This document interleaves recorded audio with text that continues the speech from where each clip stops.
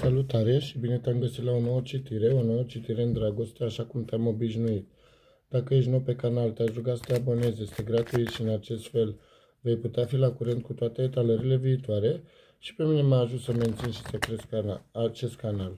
Este o citire atemporală valabilă atunci când o găsiți, indiferent de momentul când dați peste acest clip, înseamnă că atunci Universul are să vă transmită un mesaj.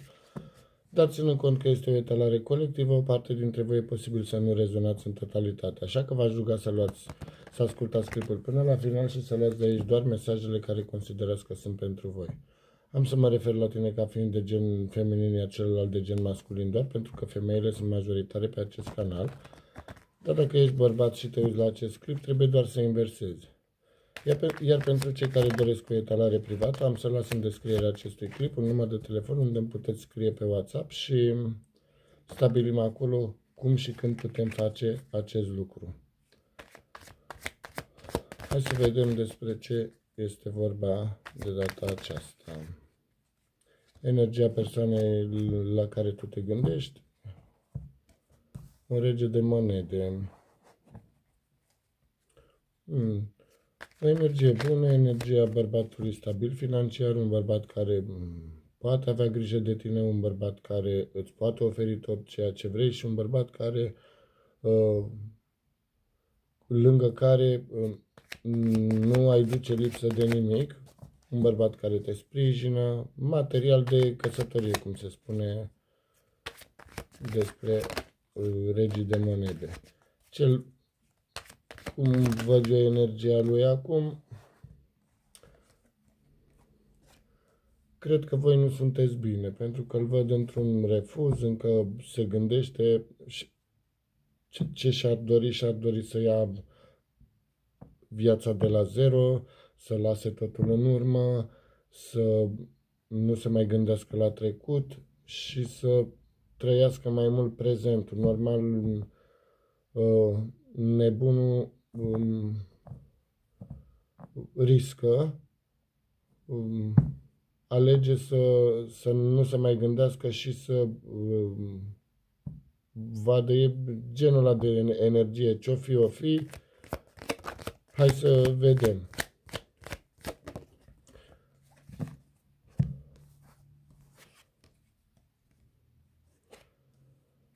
Cred că voi aici ați avut parte de o ceartă și consideră că între voi doi nu mai poate fi nimic. Aici a fost o ceartă, se gândește că nu, poate chiar ați cerut o nouă șansă, v-a spus că nu mai poate fi nimic. Sentimente știe că sunt, dar nu vede ce ați mai putea face. Ori s-au spus lucruri urâte, ori a fost o relație din asta în care tot timpul v-ați certat și v-ați împăcat, ori ați făcut ceva sau amândoi ați făcut ceva, că deși pe el îl văd într-o energie bună, nu știe ce ar putea să facă ca lucrurile să mai poată merge între voi doi. Cred că aici e vorba mai mult de voi cei care știți că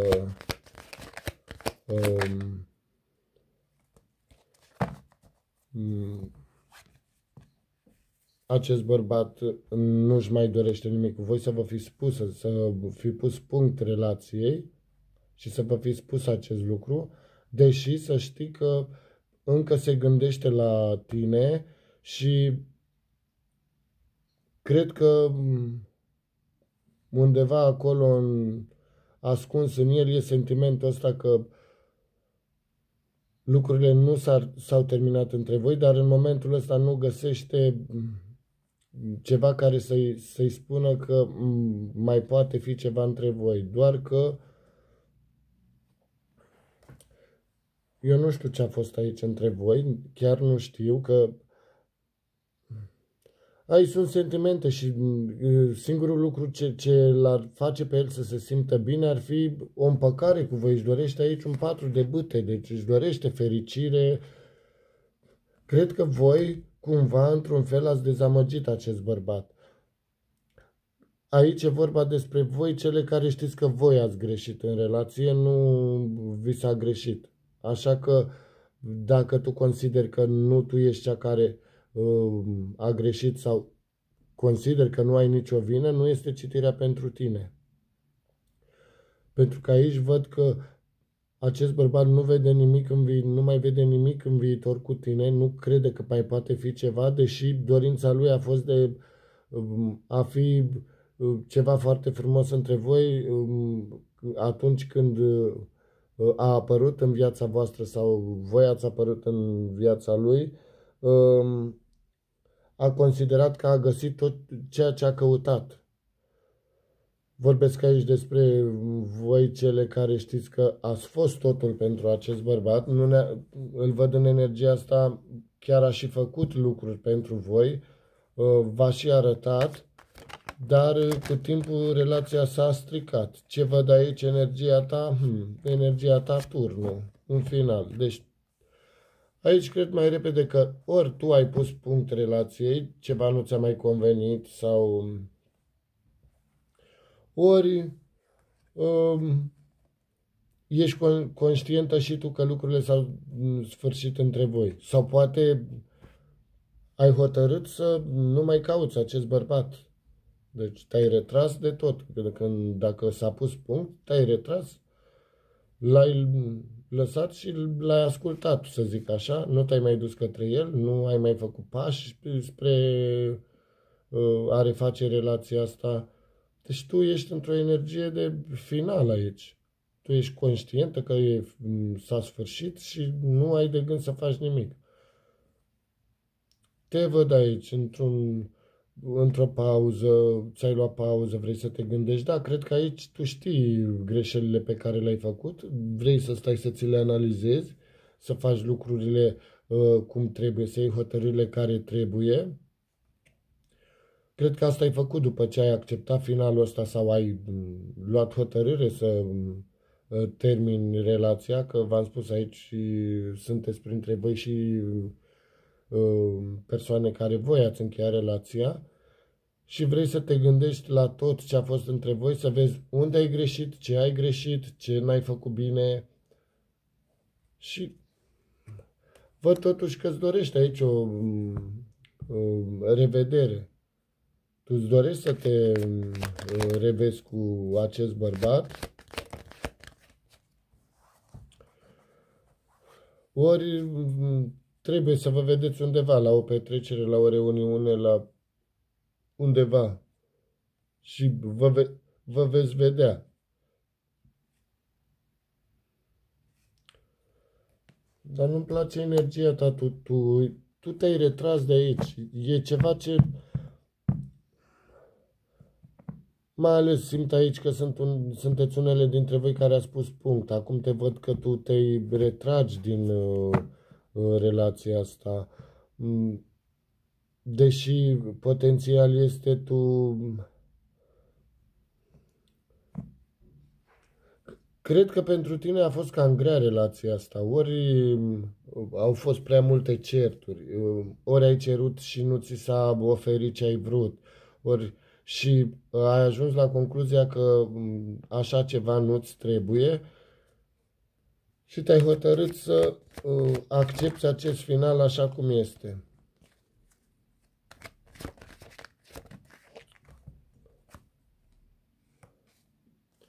Și ai acceptat acest final deși ai suferit foarte mult aici. Văd aici foarte multă suferință prin care ai trecut, ai un 10 de spade clar, o suferință mare aici, poate ai ajuns chiar și la depresie, să zic așa.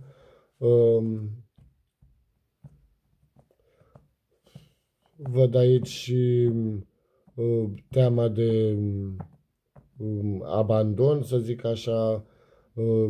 Consider că acest bărbat a plecat definitiv, s-a încheiat definitiv, e posibil să-l fi văzut și cu altcineva. Mă gândesc aici ești atât de convinsă că a plecat pentru totdeauna, te văd într-o energie, tu ești într-o energie a regilor de spade, tu ești o persoană care pune condiții, o persoană care vrea ca lucrurile să fie făcute așa cum își dorește. ești, da, ești pe partea rațională, ești foarte, dar și nu cred că așa ai fost, cred că ai intrat în această energie doar pentru că acum vrei ca lucrurile să fie bine pentru tine. De acum încolo la tine te vei gândi, nu te va mai interesa de nimeni altcineva cât îți este ție bine. E bine, vrei să-ți vezi propriul interes, o să fii un pic parșivă, un pic chiar mai mult aici și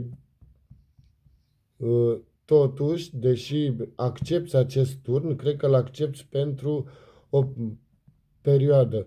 Ori îți dai șansa să experimentezi, să mergi și în alte locuri, să vezi cum este, dar în mintea ta oricum văd aici că vrei să te duci înapoi către acest bărbat într-un viitor foarte îndepărtat. Cred aici că vrei să dai timp acestui bărbat să, nu știu neapărat dacă vrei să se schimbe, deci nu văd aici că asta ai așteptat, dar cred că ești un pic de manipulatoare, o să-l lași să uite toate lucrurile urâte care s-au întâmplat între voi, mai ales dacă tu ai pus punct acestei relații, mai ales dacă poate la despărțire ai jignit, ai umilit, și te-ai hotărât să lași timp, dar te-ai hotărât să lași timp aici. Deci timp însemnând 5 luni, 6 luni, un an.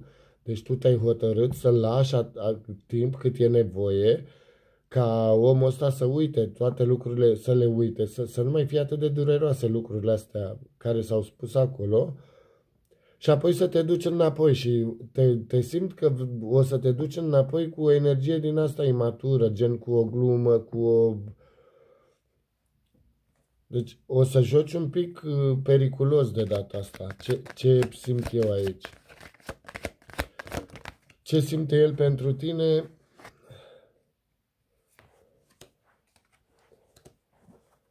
Acum, în momentul ăsta, te simte în energia regelui de bâte. El te vede o persoană dură, te vede o persoană arogantă, te vede o persoană orgolioasă, așa te vede,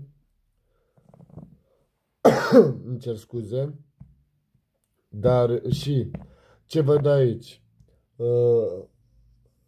Să știi că omul ăsta știe clar ce simți pentru el. Indiferent ce îi spui, ce îi arăți, ce faci sau ce nu faci, știe clar ce simți pentru el. E posibil ca o mare parte dintre voi să fiți chiar colegi de muncă, să lucrați în același loc, să aveți proiecte în comun sau poate sunteți parteneri de afaceri. Dar omul ăsta simte tot ce simți tu pentru el. Știe că îl iubești, chiar dacă aici nu mi-a apărut că ai avea tu sentimente, cred că ți le maschezi foarte bine. Cred că la un moment dat ți-ai dat seama și tu că iubirea doare uneori și te-ai hotărât să ascunzi aceste sentimente chiar și de tine. Dar acest bărbat știe clar ce simți pentru el, te vede acum că ai devenit o persoană mai dură. Și omul ăsta să știi că suferă pentru tine. Deci, indiferent că tu crezi sau nu crezi acest lucru, omul ăsta suferă din cauza ta, se gândește la tine. Își dorește să fie cu tine și ar dori ca lucrurile să fie altfel între voi. E în situația în care noaptea când se pune în pat se gândește doar la tine și la ce ar fi putut fi între voi. Nu este în depresie, dar este acolo. Deci omul ăsta se gândește ori voi i-a spus niște lucruri urâte acolo, cum am mai spus mai devreme și simte că între voi doi poate fi un proiect. Puteți începe un proiect nou, ori la serviciu unde sunteți și speră să fiți mai apropiați ca lucrurile să se mai așeze un pic, ori speră ca voi doi să începeți o relație nouă într-o altă energie, fiindcă așa cum a fost până acum nu prea e bine.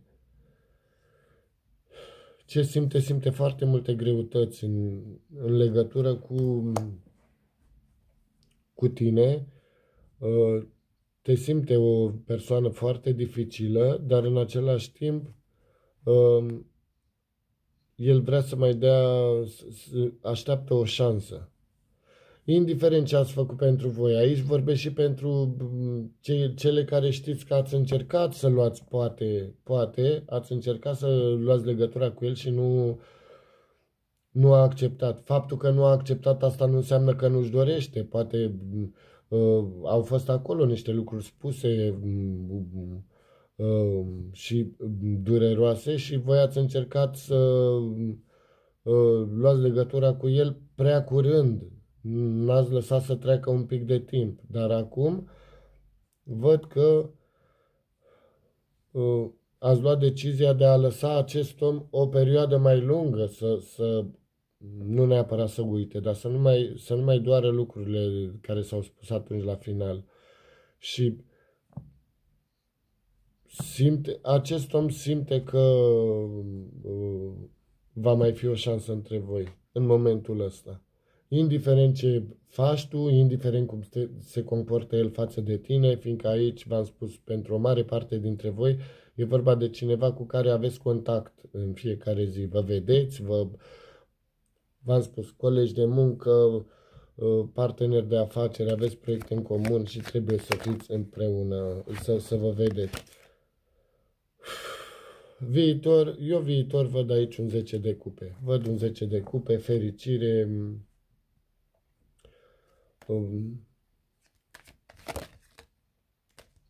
Asta am scos pe viitor. Pe viitor și aici o luptă de putere. Deci voi veți fi împreună, dar aici aveți o luptă de putere între voi doi. Amândoi, și tu și el, doriți să conduceți relația asta și cred că aici greșiți de fiecare dată. Și cred că ăsta este motivul și pentru care nu reușiți să ajungeți la un compromis amândoi. De-aia s-a ajuns de fiecare dată aici, împăcare, ceartă, pentru că fiecare dintre voi ați vrut să conduceți relația asta. Dar eu pe viitor vă văd împreună, văd aici un 10 de cupe, apoi văd un 6 de cupe, văd sentimente aici și o schimbare radicală în viața voastră. Da. Deci, cărți mai bune ca astea nu puteau să fie. O schimbare radicală în viața voastră, văd un 6 de cupe, sentimente acolo, conexiune de suflete pereche, poate o conexiune din altă viață. Și ce văd pe viitor? Ultimele 3 cărți care voiam să scot 2, au ieșit 3. Ai un 10 de pentacole, relația stabilă, ai stabilitate cu un as de monede. Și steaua, care este o dorință împlinită, tot ce v-ați dorit, tot ce doriți voi unul de la celălalt, se va împlini pe viitor. Dar pe viitorul ăla pe care îl gândești tu, un viitor mai îndepărtat, un viitor în care vrei să lași spațiu aceste persoane, să-i lași spațiu și să-i lași timp să nu mai fie atât de, cum să zic, atât de în gardă față de tine, că acum cam așa este, în gardă de fiecare dată când tu vrei să faci ceva, imediat intră în autoapărare, să zic așa. Haideți să mă opresc cu citirea aici, o citire destul de frumoasă, să zic așa. Haideți să vă scot și câteva sfaturi.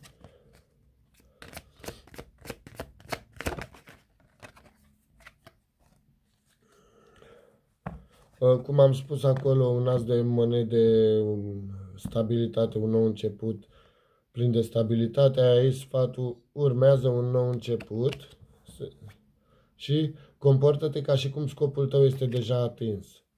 Asta vorbește un pic de manifestare, dacă știți despre ce e vorba, dar nu cred că mai e cineva care nu știe de manifestare acum. Asta a fost etalarea pentru voi. Nu uita să dați un like, abonează-te dacă nu ești abonat și îți mulțumesc pentru asta și noi ne vedem și la etalările viitoare.